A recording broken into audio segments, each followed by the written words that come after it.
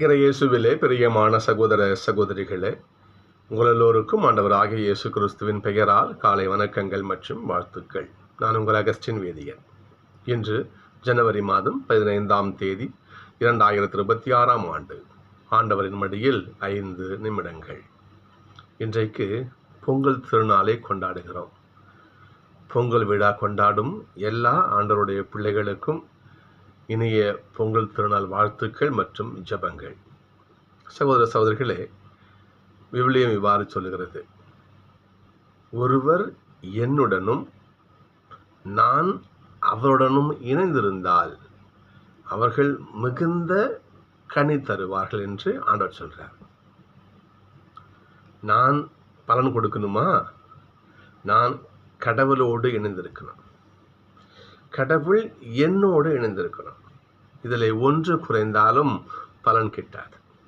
இதுதான் இன்றைய வாசகத்தினுடைய மைய கருத்து, இன்றைய தியானத்தினுடைய கருப்பொருள் தான்.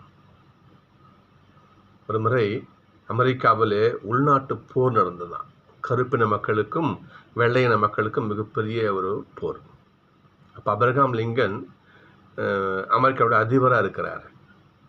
அப்போ என்ன செய்வது? உள்நாட்டு மக்கள் சண்டை போட்டுக்கிறாங்க. அவங்க அழிச்சுட்டு கொண்டு அழிக்க முடியுமா? முடியாது. அப்போ எப்படி இந்த பிரச்சனைக்கு எப்படி தீர்வு காண்றது என்பது அப்ரஹாம் லிங்கனால் முடியல. பெரிய அதிகாரிகள்லாம் கூட்டு மீட்டிங் போட்டு பேசிகிட்டு இருக்காரு.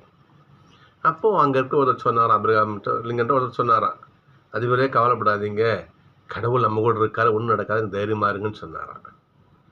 அதுக்கு லிங்கன் சொன்னாராம், கடவுள் நம்ம கூட இருக்காரு சரி, நாம் கடவுள் கூட இருக்கிறோமான்னு நம்ம யோசிக்கணும்னு சொன்னாராம். உண்மைதான் சகோதரர்களே, கடவுள் நம்ம கூட எப்போ இருக்கிறார் சரி, ஆனால் நாம் நம்முடைய சிந்தனையால், செயலால், சொல்லால், எண்ணங்களால் நாம் கடவுள் கூட பயணிக்கிறோமா என்பதை நம்ம யோசித்து பார்த்துக்கணும். நாம் இன்றைய முதல் வாசகம் பாருங்க. இன்னைக்கு இஸ்ரேல் மக்களுக்கும் பெலிஸ்தர்களுக்கும் போர் நடக்குது. போரில் முதல்ல என்ன பண்ணுறாங்க? இஸ்ரேல் மக்கள் தோற்று போகிறாங்க. அப்போ ஞாபகம் வருது, கடவுள் நம்ம கூட இருந்தால் நம்ம தோற்றுருக்க மாட்டோம், போங்கடா ஒரு முடிவு செய்கிறாங்க. முக்கிய முடிவுபடி என்ன பண்ணுறாங்க? கிளம்புங்க, சிலுவையில் போயிட்டு அவனோட உடன்படிக்கை பழைய கொண்டு வாங்க, ஆண்டவர் நம்ம கூட இருந்தால் நம்ம ஜெயிப்போம்னு சொல்லிட்டு என்ன பண்ணுறாங்க? போகிறாங்க. ஏலியின் குருவனுடைய பிள்ளைகள் ஒப்பினியும் பினகாசும் போய் என்ன பண்ணுறாங்க? அதை ஆதாரமாக கொண்டு வராங்க. அந்த ஆண்டவருடைய பேழையை பார்த்து பெலிஸ்திய படைகளே பயப்படுது.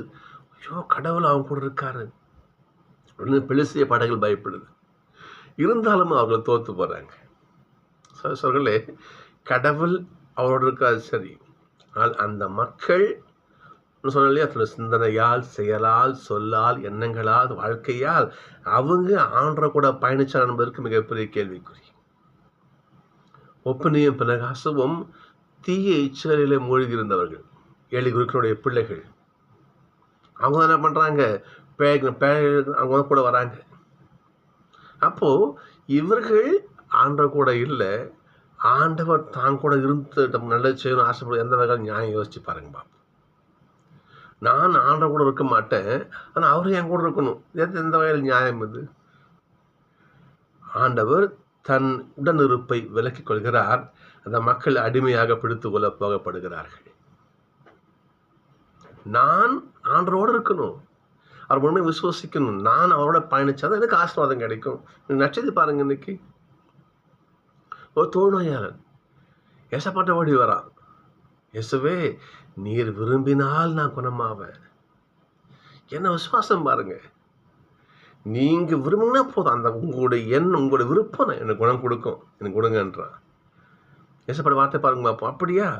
விரும்புகிறேன், குணமாகி போகிறான். சகோதரர்களே, நான் ஆண்டவரோடு இருந்தால் அவர் என்னோடு இருப்பார். இந்த ஒன்றிப்பு நமக்கு 100க்கு 100 பலன் கொடுக்கும்.